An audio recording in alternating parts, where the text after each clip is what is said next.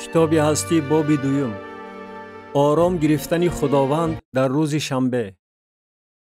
و آسمان و زمین و تمام انبوه آنها انجام یافت.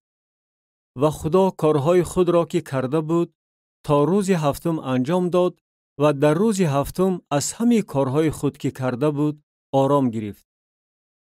و خدا روز هفتم را برکت داد و آن را تقدیس نمود، زیرا که در آن آرام گرفت از همه کارهای خود که خدا آفرید و به وجود آورد. این است پیدایش آسمان و زمین در حین آفرینش آنها، در روزی که خداوند خدا زمین و آسمان را به وجود آورد. و هیچ بوته صحرا هنوز در زمین نبود و هیچ علف صحرا هنوز نرویده بود، زیرا که خداوند خدا باران بر زمین نبارانیده بود و آدم نبود که زمین را کار کند. و بوق از زمین برآمده تمام روی زمین را سیراب میکرد.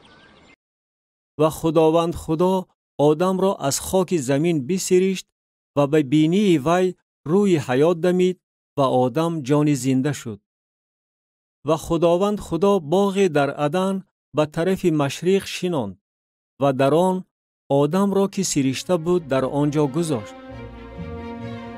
و خداوند خدا هر گونه درخت خوشنمود و خوشخور را و درخت حیات را در وسط باغ و درخت معرفت نیک و بد را از زمین رویانید.